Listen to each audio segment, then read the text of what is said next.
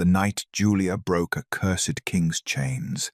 She had gone to the prison to steal medicine, not to free anyone, not to change the fate of the kingdom, not to do anything remotely heroic or catastrophically stupid, just Silverleaf and Stormroot from the guards' storage rooms, stuffed into her coat before anyone noticed a wild pack girl had ever been there at all. She had a dying brother waiting at home. That was the only thing that mattered. Finn had been burning with fever for 5 days. The village healer had stopped coming on the 4th. Royal apothecaries didn't treat Omega children from border settlements, everyone knew that. The kingdom's mercy ended at the city walls, and everything beyond that boundary was left to survive however it could. Julia had tried every remedy she knew, had bartered her last good knife for foreign herbs that did nothing, had sat beside her brother's cot through 3 sleepless nights watching his breathing grow shallow and telling herself it would turn. It hadn't turned, so she had done the only thing left. She stole. The cliffside fortress sat 3 miles east of her village, carved into black rock at the edge of the kingdom's wildlands. The place where wolves who broke royal law were sent to be forgotten. Julia had scouted it for 2 days. She knew the patrol rotation, the blind spots, the eastern storage corridor the guards used for confiscated goods. She knew which window had a broken latch. She knew how to move through darkness without making sound, because growing up in a forest pack meant learning early that the quiet ones survived. She had almost made it out. The Silverleaf was already in her coat. Her hands had closed around the Stormroot. 30 more seconds and she would have been gone, just another shadow dissolving back into the tree line. Then the first explosion hit. The floor lurched. Stone dust rained from the ceiling. Somewhere deep beneath her feet, something structural gave way with a sound like a mountain cracking, and fire, orange and enormous and moving fast, burst upward through the ventilation grates in the corridor floor. Screaming erupted from the cell blocks below. Run! Julia was already moving. Every instinct she had pointed toward the exit, toward the broken window, the tree line, the darkness that would swallow her whole and ask no questions. She was nobody. She was a thief with stolen herbs and a sick brother, and absolutely no business being inside a burning royal prison. She ran. She made it as far as the junction before she heard the chains. She stopped. Later, she would not be able to explain why. It wasn't a sound she recognized. Not prisoner shackles, not the thin rattle of iron cuffs. This was something heavier, slower, a deep, resonant clanking from the far end of the corridor, past the point where the torchlight failed and smoke had already begun pooling black against the floor. The kind of sound that didn't belong to something restrained. It belonged to something buried. Before we continue, please hit the subscribe and like button and tell me which city you're tuning in from. I love to know where this story found you. Now let's dive in. Julia turned. The cell was set apart from the others, separated by a stretch of empty corridor, as though whatever lived inside it required distance from ordinary things. The bars were wrong, too thick, too deliberate, and the lock was unlike anything she'd seen on the other doors, not a standard prison mechanism, but something layered, something etched, the iron itself carved with runes that pulsed a sick and steady amber in the firelight. Inside the cell, a man sat on the stone floor. The image hit her before her mind could process it properly. He was massive, broad-shouldered and bare-chested, scarred in the particular way of someone who had survived things that should have killed them, and built with the kind of scale that made the cell feel undersized around him. Even sitting, even chained, even with blood running dark from a cut across his brow and ash-grey against his skin, even then, he looked less like a prisoner and more like a king someone had forced onto his knees. The chains on his wrists and ankles glowed, the same amber as the runes, the same sick, steady pulse like a heartbeat that wasn't his, draining something from him with every slow throb. He didn't look up when Julia stopped in the doorway. "Leave," he said. His voice was low and rough and stripped to almost nothing, but it carried the way thunder carried, not loud, just inevitable. "While you still can." Julia's wolf went completely still inside her. She should have listened. She read the chains instead. She had grown up in forest pack territory, raised at the edge of wild magic, learning to read curse work the way other children learned their letters. She knew drain bindings. She knew what they did over time, the slow leaching of power, week by week, year by year, until nothing remained of what the man had been. until he was empty enough to stop being dangerous. Whoever had put him here hadn't wanted him punished. They had wanted him erased. "Those runes," she said, "they're not holding you. They're hollowing you out." For the first time, he looked up. Dark eyes found hers through the smoke. Something passed between them, wordless, inexplicable. The specific silence of two people standing at the edge of something neither of them chose. "Yes," he said quietly. The ceiling groaned above them. Somewhere close, a beam gave way. Julia picked up the fallen guard's sword from the floor. "What are you doing?" His voice sharpened. "Saving you," she said, and drove the blade into the lock. It took 3 strikes. The runes cracked on the second, shattered on the third, and the moment the iron broke, the air broke with it. Power detonated through the cell like a storm finding open sky.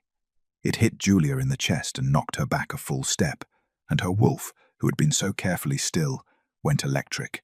The chains snapped, not from her sword, from him.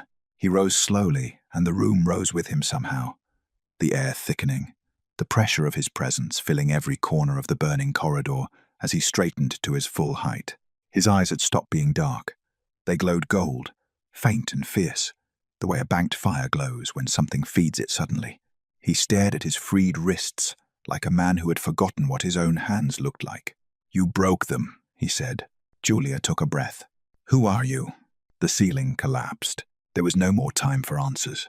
His hand closed around her arm, firm, urgent, certain, and they ran together through the fire and the falling stone and the screaming dark, toward the one exit Julia had spent 2 careful days memorizing. They burst through the hidden passage and hit cold night air like surfacing from deep water. Both of them collapsed on the rocky ground outside the fortress walls. The prison burned behind them, orange light against black cliffs, enormous and indifferent. For a moment neither of them spoke. Then he turned to her, ash on his face, blood at his temple, eyes still faintly gold in the dark. "Why?" he asked. Julia wiped soot from her cheek. "I couldn't leave someone to burn." He studied her with an expression she couldn't read. Then, slowly, he said the name, Darlington. The word landed like a stone dropped into still water, and every ripple it made was cold. Julia knew that name. Every wolf in the kingdom knew that name. The Alpha King who had vanished 3 years ago during the border wars. The king, the council said, had died in battle. The king whose absence had left the kingdom in the hands of his advisors, and whose absence had meant, among other things, that soldiers burned grain stores in villages that couldn't pay their taxes, and healers stopped treating Omega children, and girls like Julia had to become thieves just to keep their brothers alive. She stared at him. He looked back. Distant horns sounded from the burning fortress. "Go," he said. Julia ran. She didn't look back until the tree line swallowed her, and by then, the rocky ground where he had stood was empty. But in the shadows at the fortress wall, invisible to everything except the night and the fire and the scent on the wind, Darlington stood watching the forest where she had disappeared. 3 years the curse had been draining him. 3 years he had sat in that cell while traitors wore his crown. Now, the chains were broken, because of one wild pack girl who had come to steal medicine and stayed to save a stranger. He looked down at the shattered iron still hanging from his wrists, dropped it into the fire. His wolf silent for 3 years, buried under cursed iron, and stolen time stirred awake, and one scent rose above the smoke. "Mate." Darlington turned toward the forest and began to follow her home. He did not follow her immediately. That surprised him, honestly. His wolf was already straining toward the tree line, already fixed on the scent trail she had left through the cold air, pine resin, and wood smoke, and something underneath that his wolf kept circling back to, insistent and low, like a song played in a register only he could hear. But Darlington had learned, in 3 years of chains, how to make himself wait. He stood at the edge of the burning fortress and breathed instead. Just breathed. It was a simple thing, an ordinary thing. He had done it 10,000 times without thinking. But for 3 years, every breath had come through iron and cursed air, and the slow, grinding sensation of something being taken from him quietly, consistently, the way a river takes a cliff face. Not all at once, but grain by grain, until one day you look, and the stone is gone. Now the air just tasted like night. Cold, clean, his. He flexed his hands slowly and felt the power move through him, cautious at first, like something testing whether the cage was truly gone, and then stronger, flooding back through muscle and bone with the particular violence of a river finding a broken dam. He felt it reach his wolf, and his wolf surged. 3 years of forced silence erupting into something enormous and awake and furious. Darlington dropped to one knee, not from weakness, from the shock of feeling like himself again. He pressed one fist into the rocky ground and let the wave pass through him, and while it did, the memories came with it, the ones the curse had kept conveniently blurred, softened at the edges, stripped of urgency. They sharpened now with brutal clarity. The War Council. 12 men seated around the obsidian table in the Eastern War Chamber. Faces he had trusted. Faces he had fought beside. Varric at the head, always composed. Always the voice of careful reason, while Darlington was the sword. His war advisor. The man who had managed the kingdom's politics while Darlington managed its enemies. The man who had smiled across that table while the rune-marked wine was poured. Darlington had known something was wrong the moment it touched his throat, had stood too fast, knocked the chair back, reached for the power in his wolf, and found it already going, already muffled, already wrapped in something that didn't belong to him. He had been unconscious before he hit the floor. He'd woken in the cell 3 years ago. Darlington rose slowly to his full height and stared at the burning prison. The fire was spreading to the upper towers now, the flames orange and hungry against the black cliffs. Somewhere inside, guards were shouting.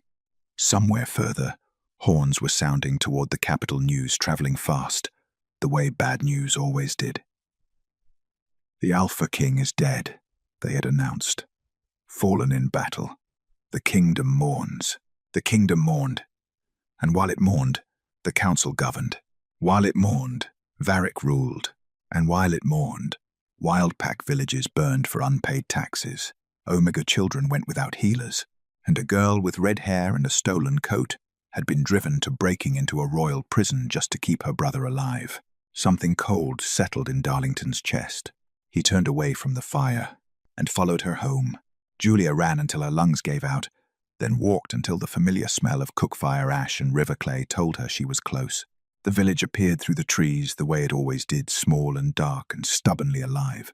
The handful of timber houses clustered around the central well like they were holding each other upright. She went straight to Finn. He was exactly where she'd left him in the cot by the window, the blanket pulled to his chin, his breathing audible from the doorway. Too fast, too shallow. His face in the grey pre-dawn light was the color of old paper, and when Julia pressed the back of her hand to his forehead, the heat nearly made her flinch. "I've got you," she said quietly. To him, or to herself, she wasn't entirely sure. She worked by candlelight, hands steady with the focus of someone who had been forcing steadiness for days. Silver leaf steeped in boiled water for the fever. Stormroot crushed and mixed with rendered fat and pressed against his chest for the infection in his lungs. Old remedies, forest pack remedies, the kind noble healers dismissed and wild wolves had survived on for centuries. By the time pale grey light began pressing at the window, Finn's breathing had deepened. Not well, not yet, but easier. The terrible speed of it had slowed, and when Julia finally allowed herself to sit back against the wall and close her eyes, she felt something loosen in her chest that had been locked tight for 5 days. She should have slept. She couldn't. Every time she closed her eyes, she saw the cell, the glowing runes, the chains, the way he had risen when they broke that awful, magnificent surge of presence, like watching something tidal reclaim its shore. She felt again the moment his hand had closed around her arm, certain and unhesitating, the grip of someone who had not forgotten what it meant to protect. Darlington. The name came back to her in the dark and sat heavily. She turned it over the way you turned over something that might be a stone and might be a blade, carefully, at a distance, not yet sure which. Alpha King Darlington was alive, which meant the council had lied, which meant everything the kingdom had done in his name for 3 years, every order, every punishment, every village left to starve, had been done by someone else. which also meant that Julia had broken a royal prisoner free from a royal fortress. She pressed her palms flat against the floor. In this kingdom, that was an execution. It didn't matter that the prisoner had been the rightful king. It didn't matter that the chains had been draining him, that someone had put him there to destroy him quietly, that Julia had acted on instinct and desperation, and the very specific cruelty of a choice made in seconds inside a burning building. The law did not care about context. The law cared about the act. She broke royal chains. The council would not see a girl who saved a king. They would see a wild pack omega who interfered with a royal sentence. They would make an example of her in the way powerful, frightened people always made examples loudly, publicly, and without mercy. Julia stared at the ceiling. Finn stirred in the cot beside her, and she reached out instinctively, resting one hand against his arm. "It's okay," she murmured. "Go back to sleep." He settled. She didn't. Outside the window, the forest was silent. Too silent. Some part of her noted the birds had stopped. The way they stopped when something larger than them moved through the undergrowth. Something that made smaller creatures go very, very still. Julia's wolf came alert in her chest. She stood slowly, moved to the window, looked out into the pale morning light where the tree line met the edge of the village, the rough boundary between the settled world and the wild one, the place where the forest simply stopped and the houses began. At the edge of that boundary, half hidden in shadow, a figure stood, still, watching, too large to be anyone from the village, too steady to be anything afraid. The morning light caught his eyes. Gold. Julia's breath stopped. He had found her already. He didn't knock. He simply appeared in her doorway the way weather appeared, without announcement, without apology, filling the frame completely and making the small cabin feel suddenly, acutely smaller. Julia had the knife at his throat before the door finished swinging open. Her hand was steady. Her wolf was not. Darlington looked down at the blade without moving, without flinching, with the particular stillness of something that had long ago stopped being frightened of sharp things. "You followed me," Julia said. "Yes." "That's not something I gave you permission to do." The faintest shift moved through his expression, not quite amusement, not quite apology, something in between that made her grip tighten. "No," he agreed. "It isn't." She held the knife exactly where it was. He let her. That was the thing that threw her, that he simply let her. No grab for the blade, no step backward, no assertion of the kind of authority that a man his size, with his obvious power, could have deployed without effort. He just stood in her doorway with a knife at his throat and waited for her to decide what happened next, as though the decision genuinely belonged to her. Julia lowered the blade slowly. She didn't put it away. "Come inside," she said. "Before someone sees you." He had been in the forest for 2 days. She could see it in him, the travel worn into his posture, the dried mud on his boots, the way he moved through her small space with the careful deliberateness of someone managing more exhaustion than they intended to show. He had eaten nothing, she suspected, slept less. His wolf had not let him stop. Julia understood that in a way she wished she didn't. She had felt it too, that low, persistent pull in her chest for 2 days, the direction of it always the same, always pointing somewhere just beyond the tree line. She had told herself it was nerves, paranoia, the reasonable fear of a woman who had freed a royal prisoner and was waiting for the consequences to arrive. She had not let herself name it anything else. She set water to boil and kept her back to him and said, "You should have gone to the capital, reclaimed your throne, done whatever it is kings do when they return from the dead." "I will," Darlington said. "There are things I need to understand first." "You don't need me for that." A pause. "No," he said quietly. "But I needed to see you were safe." Julia turned around. He was looking at her with an expression she didn't know what to do with, direct and serious and stripped of pretense, the way someone looked when they had decided to stop performing and simply be honest. It was more unsettling than the golden eyes, more unsettling than the size of him, or the power she could feel radiating off him even now, even restrained, even careful. "I'm not your responsibility," she said. "You freed me. That was a mistake made under time pressure." Something flickered in his expression. Was it? Julia looked away first. You should know, she said, that what I did breaking you out the council, we'll call that a crime. A wild pack Omega interfering with a royal sentence. They'll execute me for it if they find out. They won't, he said. The certainty in his voice was absolute, immediate, the kind that didn't leave room for argument. I won't allow it. You were chained in a cell 3 days ago. With respect, your permission and 5 coppers won't stop a council execution order. I wasn't the Alpha King 3 days ago, he said. I am now. The water began to boil. Julia turned to deal with it, needing the motion, needing something to do with her hands. She pressed a cup into his grip without asking whether he wanted it, and he accepted it the same way without discussion, as though the exchange was already familiar somehow. She hated that it felt familiar. She sat across from him and made herself focus. Tell me what happened to you, she said. The truth. All of it. He told her. She had suspected parts of it, the betrayal, the cursed chains, the deliberate imprisonment, but hearing it plainly, in his measured voice with no performance around it, made it land differently, made it real in a way it hadn't been in the burning cell, when survival had crowded out everything else. When he finished, she sat with it quietly for a moment. Then she said, the soldiers who burned our grain stores 18 months ago, they came with royal orders, the council's seal. Darlington went very still. They said the Alpha King had authorized new taxation enforcement, that border settlements were hoarding resources that belonged to the crown. Julia kept her voice flat. She had learned to keep her voice flat when she talked about it. 3 families had nothing left to eat that winter. 1 child died. The silence in the cabin changed texture. I never gave that order, Darlington said. I know that now. Julia, there are 6 other villages within a day's ride of here, she said. All of them have the same story.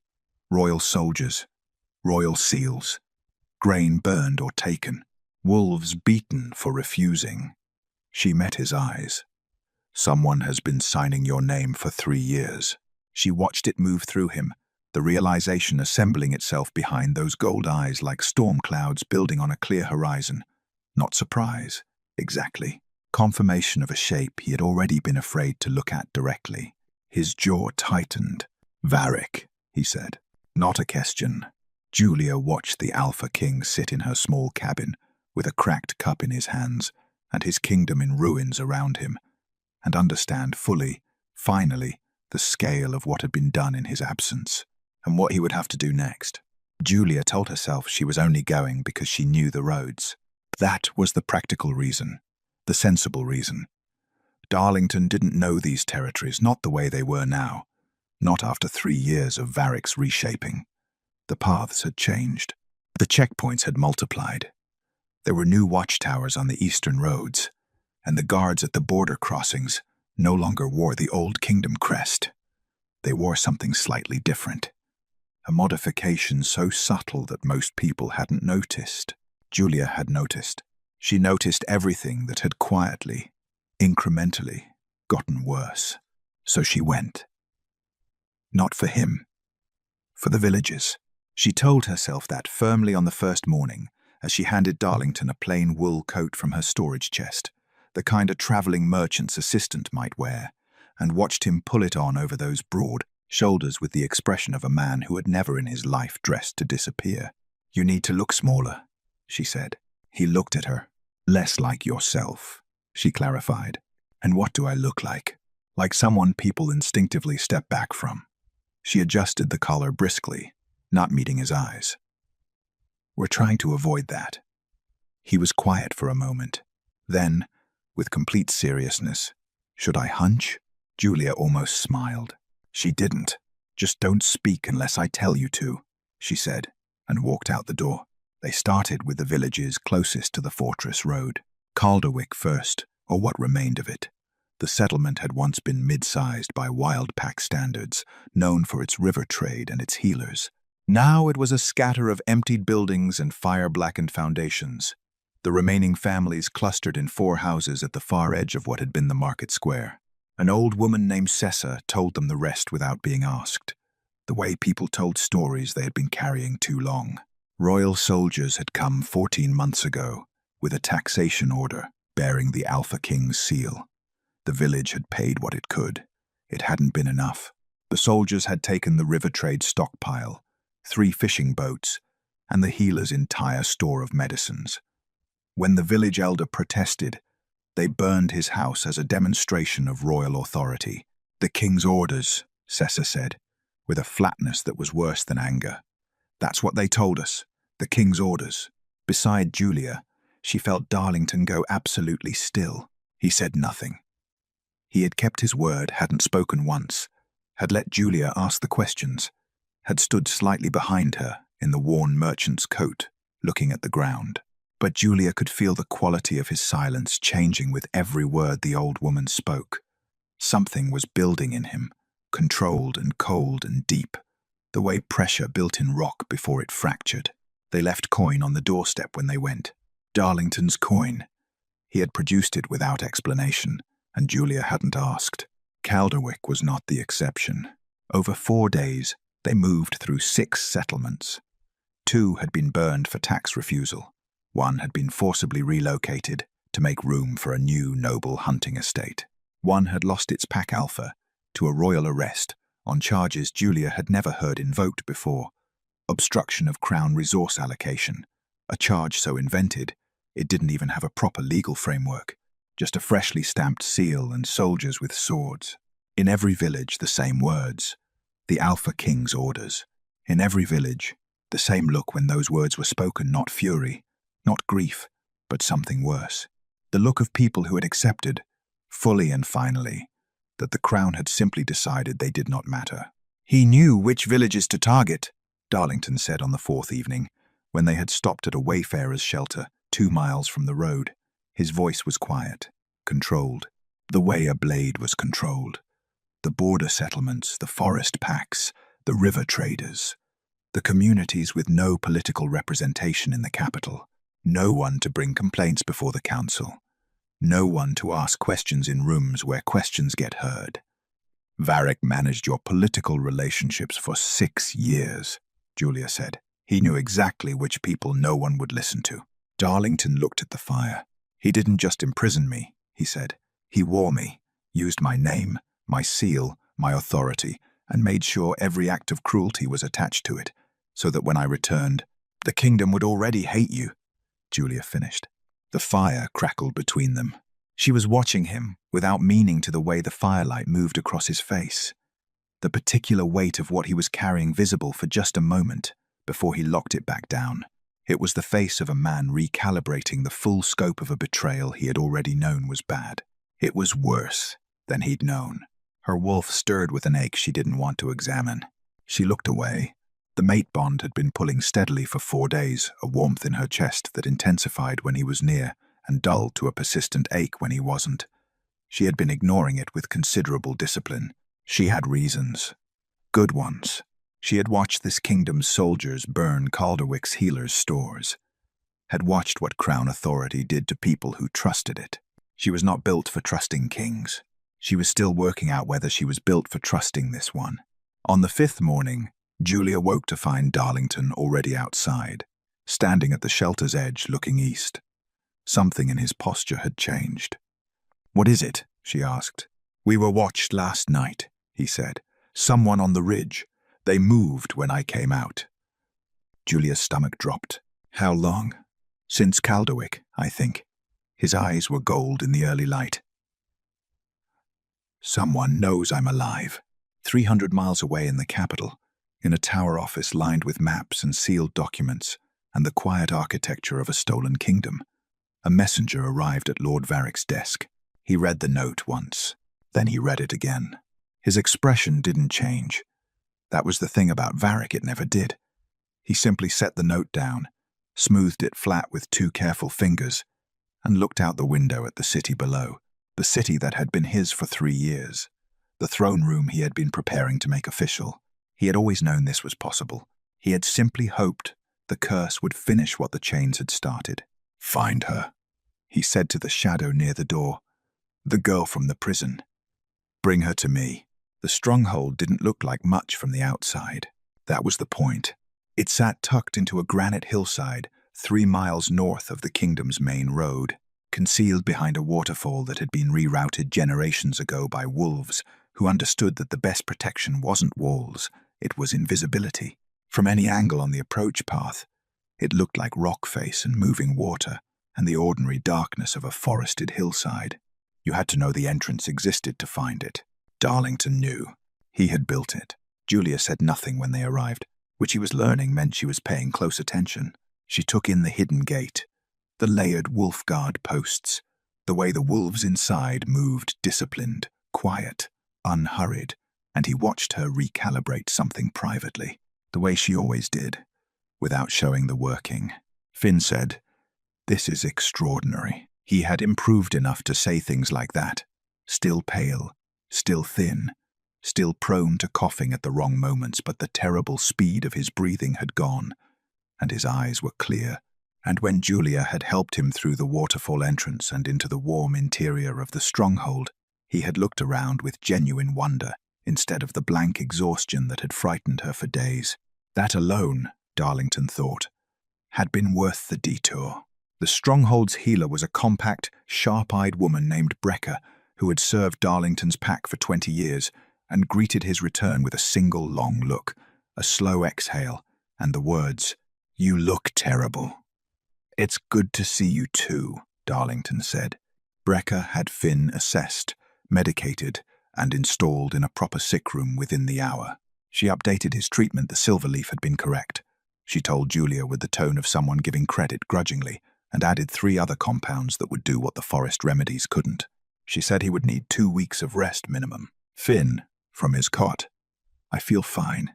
Brecca, without looking up from her notes, "You feel better than dying. That's not the same as fine." Julia had laughed, a short, unguarded sound that she seemed surprised by herself. Darlington filed it away. He watched her in those first days at the stronghold. Not the way he had watched her on the road, with the constant low vigilance of someone managing threats from multiple directions. More quietly than that. More honestly. She was careful with people attentive in the way of someone who had learned early that nobody else was going to be attentive, so she had better be. She learned the names of every wolf in the stronghold within the first day. She helped in the supply rooms without being asked.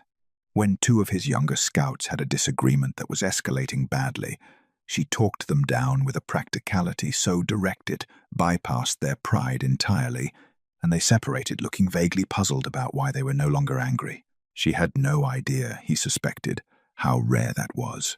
On the 3rd evening, he found her sitting outside Finn's room with her back against the wall and her eyes closed, not sleeping, just still for the first time in what he suspected was weeks. She looked like someone setting down something very heavy for 5 minutes before picking it back up. Darlington sat down beside her. Not close, just near. She didn't open her eyes. "You don't have to check on me." "I know," he said. They sat in the quiet for a while. "He's going to be all right," Darlington said. "Brecca doesn't miss." A pause. Then, "I know." Her voice was different when she talked about Finn, less guarded, more exposed, like a seam in armor. "He's all I have left. Our parents died when he was 4. I've been keeping him alive so long it's become the thing I do. I don't know what I'll do when he doesn't need keeping alive anymore." "Maybe," Darlington said carefully, "you could try something for yourself." She opened her eyes and looked at him sideways. "Is that what kings do?" she asked. "Dispense life advice in corridors. Only the good ones." She almost smiled. Modest, too. The bond between them had settled into something steadier over the last few days, less like a current trying to knock her over, and more like a warmth she was gradually, reluctantly, stopping fighting against. He could feel it from his side, too, the way his wolf oriented toward her without instruction, the way the stronghold felt more like a place worth defending now that she was in it. He didn't press it. He understood, at a bone-deep level, that trust with Julia would not be commanded or rushed or won through charm. It would be built, if it was built, through honesty and time, and the accumulation of small actions that meant what they claimed to mean. He had time. What he didn't have was the luxury of the council's ignorance. The rumors reached them on the 6th day. One of his scouts returned from a capital run with news that landed like cold water. The Royal Council had issued a formal statement. The Alpha King was confirmed dead, a lie they had apparently decided to double down on rather than scramble to explain. And an imposter, the statement claimed, was moving through the border territories spreading dangerous falsehoods and destabilizing Wildpack settlements. A threat to kingdom security, to be reported immediately. Darlington read it twice. Then his scout placed a second document beside the first. Not an official council notice, something rougher. A bounty notice, circulating through the kingdom's mercenary networks. No name, just a description. A young woman, Wildpack, red hair, last seen fleeing the cliffside prison fortress on the night of the fire. Wanted for questioning in connection with a royal security breach. Substantial reward for delivery. Alive. Darlington set the paper down very carefully. "How widely has this circulated?" he asked. "Widely enough," his scout said. "There were 3 hunting parties asking questions in the border settlements this morning." Julia appeared in the doorway a moment later, reading something in Darlington's posture before he had said a word. "What happened?" she asked. He turned to face her, and in his expression she found the answer before he gave it. They should have moved faster. That was the thought that sat in Julia's chest like a stone when they returned to find the village too quiet. Smoke rising from the wrong direction, the particular stillness of a place where something bad had already finished happening. She was running before Darlington could say a word. The village looked like it had been turned over carefully. Not burned, Varric was too clever for the blunt statement of fire this time. Just disrupted, doors left open, the well rope cut. 3 families standing in the central clearing with the hollow expressions of people who had been thoroughly reminded of their own powerlessness. Old Cessa from 2 villages over was there. Inexplicably, she'd been trading. Someone said, "Just arrived. Just saw the end of it." "How many soldiers?" Darlington asked her quietly. 8. Royal crests. Came in fast. Knew exactly where to go. Cessa looked at Julia with something that was almost apology. They went straight to the healer's house. Julia was already moving. The sick room was empty. The blankets were still warm. She stood in the center of the small room for a long moment and did not make a sound. The medicine cups were still on the side table. Finn's worn boot, the left one. He always took his left boot off first, sat beside the cot like a period at the end of a sentence. They had taken him mid-rest. Sick, recovering, not yet strong. Her brother, 4 years old when their parents died. 14 now and still too young. Always too young. Always the one she was running toward or running for, or refusing to leave behind. She picked up the boot. Darlington appeared in the doorway. He didn't speak. He looked at the empty cot, and then at her face, and she watched something settle in him. Not the controlled cold she'd seen when he heard about the villages, but something older and quieter than that. Something that looked, she realized distantly, like genuine grief on her behalf. He crossed the room and placed something on the cot beside her. A folded piece of paper bearing a wax seal she recognized the royal crest, the one that had been on every taxation order, every enforcement notice, every document that had been making Wildpack wolves miserable for 3 years. She didn't want to read it. She read it. "The boy is well and will remain so. Return what was taken from the crown. Present yourself before the council and relinquish your false claim, or the kingdom will learn what becomes of those who shelter traitors. You have 3 days. The throne belongs to its rightful steward now. ESP. Julia set the paper down. "He's not asking you to surrender," she said. Her voice came out steady. She was faintly surprised. "He's announcing himself. Rightful steward. He's already decided he's taking the throne publicly." "Yes." Darlington's voice was very quiet. "He used Finn to get you to move, to force you into the open before you're ready." She looked up. "If you walk into that council chamber on his terms, I know he'll have you killed, or rechained, or both, in whichever order is most useful to him politically. I know that too." Julia stared at him. "Then what are you going to do?" Darlington looked at the paper for a long moment. Something moved through his expression that she had not seen there before, not fury exactly, though fury was part of it, more like resolution. The look of a man who had been patient for a very long time, through circumstances that would have broken patience in anyone else, and had now reached the end of it. "Varric wants me to walk into his trap quietly," he said. "Alone, discredited, a rumor made flesh, easily dismissed." He folded the paper once and set it aside. "So I won't do that." "What's the alternative?" "I walk in publicly." He met her eyes. "In front of everyone. Wolves, nobles, council, common people. I walk in as what I am, with evidence of what was done to me. And I let the kingdom decide who is standing in front of them." Julia understood immediately. "He's been telling everyone, you're an imposter.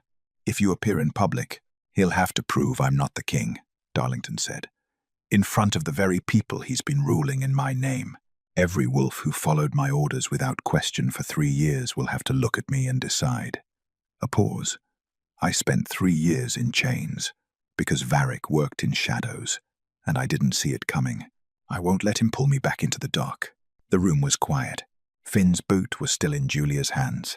She set it down carefully beside the empty cot, as though he would need it when he came back, as though that was simply a fact about the future she was deciding to hold on to. "I'm coming with you," she said. "Julia, I have the chains." She looked up. "The broken, cursed shackles from the prison. Physical evidence of your imprisonment, bearing Varric's rune marks. Without them, you're a man making a claim. With them, Darlington said slowly, I'm a king showing his wounds." She held his gaze. "Get your people ready," she said. "We move tomorrow." The Royal Council gathered once a month in the capital's great hall. Darlington had chosen the date deliberately. He knew the schedule had set it himself, 6 years ago, when he'd decided that governance worked better with visible structure than invisible authority.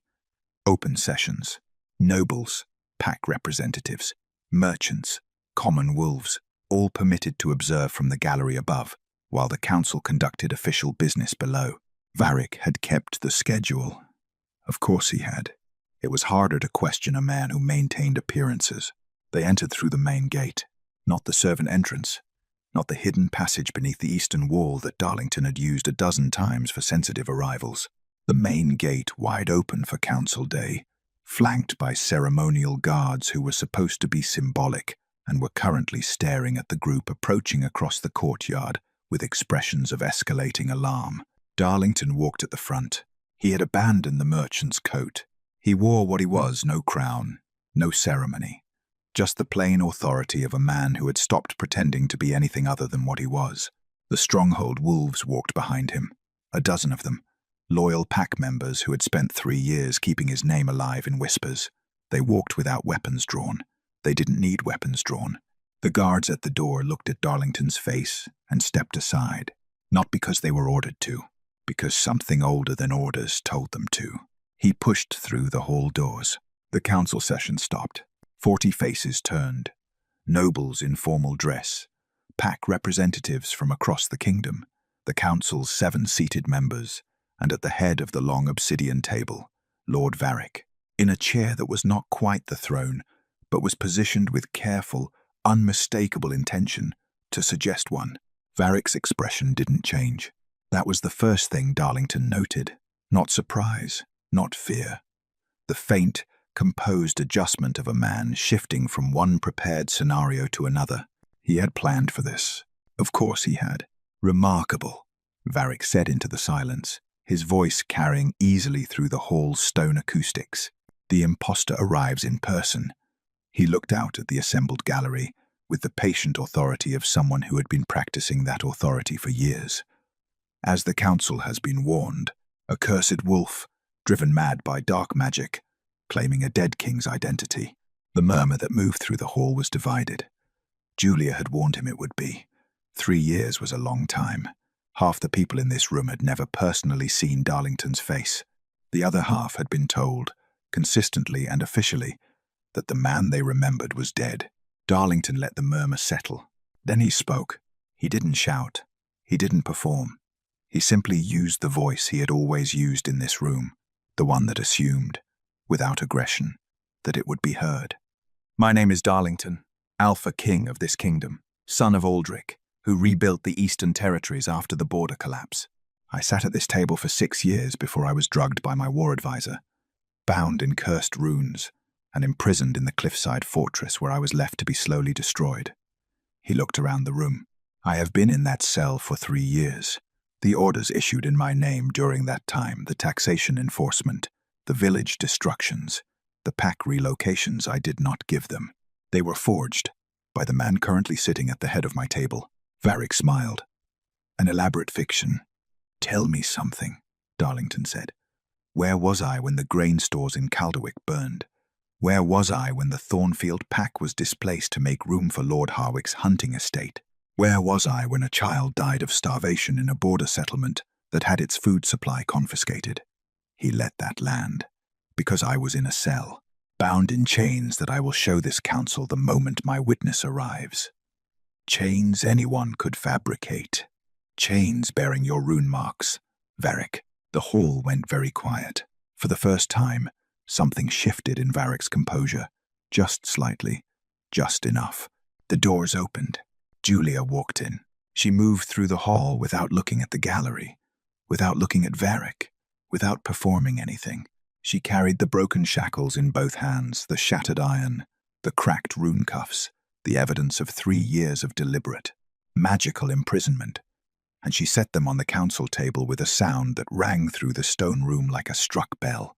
"I pulled these off him myself," she said. "In a burning prison 3 weeks ago. The rune work is documented. Any curse reader in this kingdom can confirm the mark." The hall erupted. Darlington watched the crowd, the faces turning, the calculations happening, the slow, irreversible momentum of a truth that had finally become too large to manage. Nobles who had followed Varric's orders without question were now looking at him with new arithmetic in their eyes. Pack representatives, who had spent 3 years absorbing the consequences of forged royal orders, were looking at the chains on the table. Varric stood. "Touching," he said, over the noise, loud enough to cut through it. The composure was back locked into place, perfectly fitted, not a crack showing. "A cursed wolf and a wild pack thief with a piece of theatre." He looked directly at Julia, though I do wonder if she'll be quite as brave when she hears about her brother. The hall went still again. Julia's face didn't change, but Darlington saw her hands close at her sides. "The boy is comfortable," Varric said pleasantly. "For now. Whether he remains so depends entirely on how the next few hours unfold." He spread his hands, a gesture of perfect, monstrous reasonableness. "I suggest we all calm down and discuss this like civilized wolves." They met at the prison because Varric chose it. That told Darlington everything he needed to know about the man's psychology, the theatrical impulse underneath all that composure, the need to stage things properly. Varric had always understood power as performance. He had chosen the cliffside fortress because it was symbolic, because it was where he had won 3 years ago, and he wanted that geography around him again. Darlington obliged him. He came alone, as the message specified, or appeared to. Julia had not argued about the plan, which meant she had already decided what she was going to do, and saw no reason to discuss it. He had learned, in the weeks since the burning prison, that this was simply how she operated. She listened, assessed, and then acted on her own conclusions with a directness that bypassed negotiation entirely. He had stopped finding it frustrating approximately 4 days after meeting her. The prison was a ruin now. The fire had taken the upper towers completely, leaving blackened skeleton walls open to the sky, stone corridors exposed to wind and the smell of old smoke. The guards were gone. The cells stood empty, doors hanging open, the whole structure hollowed out and silent in the way of places that had held suffering and now held only the memory of it. Varric was waiting in the central courtyard. Finn was beside him standing, which meant they had kept him well enough to be useful as leverage. His face was pale and tightly controlled, the expression of someone working very hard not to show fear. He looked at Darlington once with wide eyes, and then fixed his gaze on the middle distance. "Smart boy." "You came," Varric said. "You have something of mine," Darlington said. Varric smiled. "Several things. Arguably." He looked well. That was the infuriating part. 3 years of stolen authority, sitting easily on him, not a trace of guilt in his bearing, the same careful composure he had worn at the War Council table when he had smiled across at Darlington and poured the drugged wine. "Tell me something," Darlington said. "Was it always the plan? Or did you decide partway through that I was more useful imprisoned than dead?" "Dead men become martyrs," Varric said simply. "Imprisoned men become rumors. Much easier to manage." He tilted his head. "Besides, I needed the time. The kingdom doesn't transfer loyalty overnight. It took 2 years before they stopped asking questions about you and started simply accepting the answers I gave them. And the curse?" A pause. Something almost genuine moved through Varric's expression. "You were becoming something I couldn't predict," he said. "Your wolf, the power in it was growing beyond anything your father had. Beyond anything the old bloodline records documented. In another 5 years, you would have been something the council couldn't balance against, couldn't advise, couldn't manage." The word carried the weight of what Varric truly valued. The curse was meant to be permanent, a slow dissolution. You would have simply diminished until there was nothing left to come back from. "But I broke the chains," Darlington said. "A girl broke your chains," Varric corrected. "A nobody wildpack girl who came to steal medicine and made the most consequential mistake of her life." From somewhere in the ruined upper structure, a stone shifted. Varric heard it too. His eyes moved upward just for a second, and Darlington moved. The fight was not elegant. That was the truth of it, the thing the stories would later smooth over. It was brutal and close, and Varric was not the soft political creature he appeared. He had been a war advisor because he understood war, had trained alongside soldiers for decades, and had spent 3 years in unchallenged authority that had made him bold. He had also, Darlington discovered, prepared something else. The second rune hit him from behind a cursed strike from a device Varric had embedded in the courtyard stone, triggered at a distance. It wasn't the full imprisonment chain, but it was enough. Darlington felt it slam into his wolf like a door swinging shut. The power suddenly muffled. The connection dimmed. He went to one knee. Varric crossed the courtyard toward him. "The curse left residue," Varric said. 3 years of rune work doesn't simply vanish. You'll always be vulnerable to it. That's the elegant part. He crouched to Darlington's level, unhurried. "You came back, which I respect. But this ends here." Somewhere above them, Julia had found Finn. Darlington could hear it, footsteps. A door, his voice and hers. The particular quality of silence that meant the leverage was gone. Varric heard it too, watched his advantage evaporate in real time, and something finally cracked in that composed expression. He stood, reached for the second device. Darlington felt the rune work tightening, felt his wolf going under, and then a hand closed around his arm. Julia. She had come back. She pressed her palm flat against his chest, warm, certain, entirely present, and said, very quietly, "I've got you. Come back." His wolf found her like a compass finding north. The rune work shattered. Power came back like a tide, and Darlington rose with it fully, completely, the 3 years of suppressed strength uncoiling all at once. He felt it reach every part of him that the curse had dimmed and flood back in, and his wolf surged awake with a force that shook the ruined courtyard walls. Varric ran. He didn't get far. When it was over, Darlington stood in the courtyard of the prison where he had spent 3 years in chains, with Varric restrained at his feet, and Julia beside him, and Finn, pale, tired, and deeply unimpressed by the entire experience, leaning against the ruined wall. Julia's hand was still in his. Neither of them had remarked on that yet. Peace, Julia discovered, was louder than war. War had a shape, a direction, a clear enemy, a moment when it ended. Peace was messier. Peace was 3 weeks of council sessions and territorial hearings and restoration orders and the slow, unglamorous work of undoing 3 years of deliberate damage. It was Darlington, at the obsidian table for 12 hours at a time, methodical and tireless, rebuilding what Varric had quietly dismantled. It was pack representatives arriving daily from settlements across the kingdom, each one carrying a specific grievance, a specific loss, a specific accounting of what had been taken and what might be returned. It was loud and complicated and necessary. Julia watched most of it from a distance. She had a talent for useful invisibility, for being present enough to help and unobtrusive enough not to require managing. She sat in the back of sessions and took notes nobody asked her to take. She cross-referenced village testimony against the forged order records that Darlington's wolves had pulled from Varric's files. She found 3 settlement relocations that hadn't made it onto the official restitution list and added them quietly.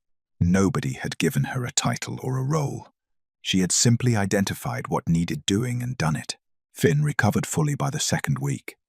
Brecca declared him fit with the same grudging precision she applied to everything, and he celebrated by eating an alarming quantity of food and attaching himself to the Stronghold's youngest scouts with an enthusiasm that suggested he had been waiting his entire life for exactly this kind of access. He was fine. He was better than fine. Julia had no more reason to stay. She knew it. Had been knowing it. Quietly. For days, the way you knew something you were not quite ready to act on. The capital wasn't her world. The council chambers and formal halls and careful political architectures of a kingdom reordering itself. None of it was built for a wild-pack girl from a border settlement who had come to steal medicine and ended up accidentally altering the course of history. She packed her things on a Tuesday morning. She was very nearly done when Darlington appeared in the doorway. She didn't look up. "Don't. You weren't going to say goodbye. I was going to leave a note." "Julia." She set down the coat she was folding and looked at him. He was in formal dress council clothes, the kind he wore for official sessions, which meant he had come here directly from something important. His expression was the one she had learned to read as him deciding to say the honest thing rather than the manageable thing. She braced.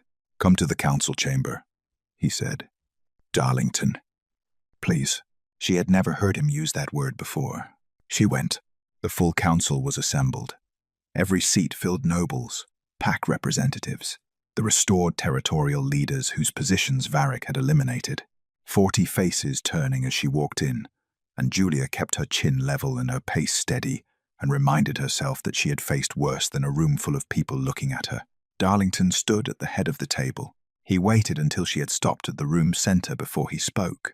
3 weeks ago, he said, addressing the chamber, this council was presented with evidence of the longest and most calculated betrayal in this kingdom's recorded history.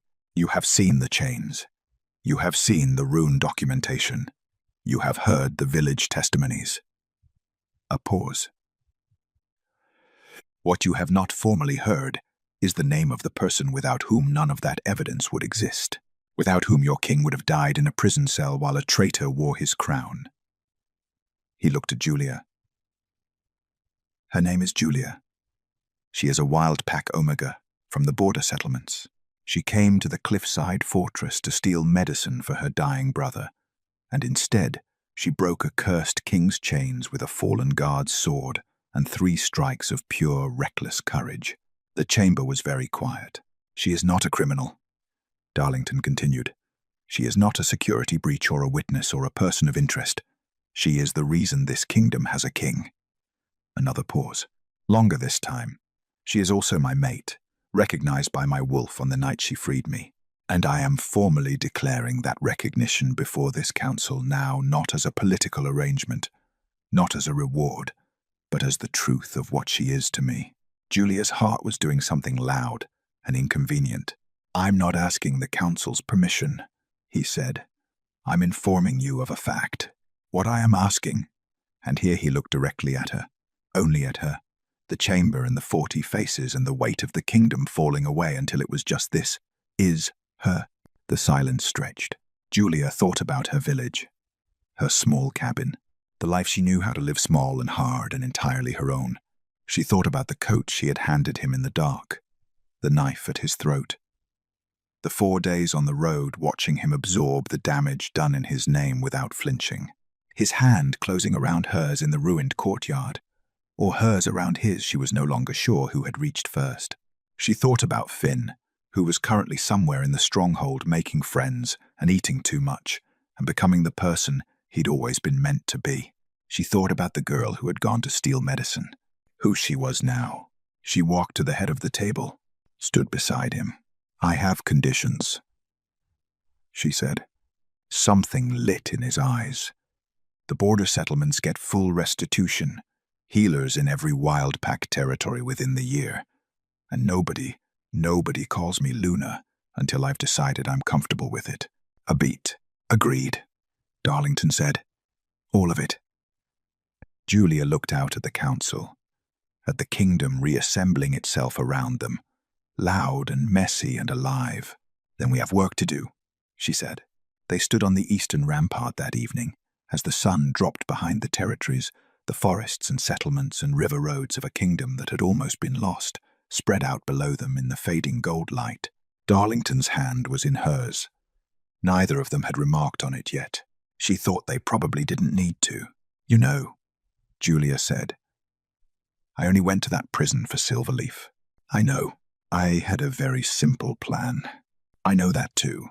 She looked out at the kingdom, at all of it, the impossible, inconvenient, thoroughly unplanned shape of where she had ended up. "The night I freed you," she said quietly, "I thought I'd made the worst mistake of my life." Darlington was quiet for a moment. "And now?" Julia looked at him sideways, and this time, finally, she let herself smile. "Ask me again in a year," she said. His hand tightened around hers.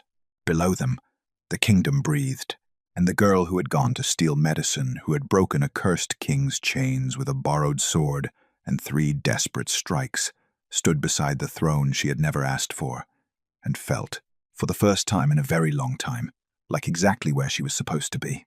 If you enjoyed the story, let me know in the comments. Your voice decides what I write next. Don't forget to subscribe if you want more moonlit love stories like this one.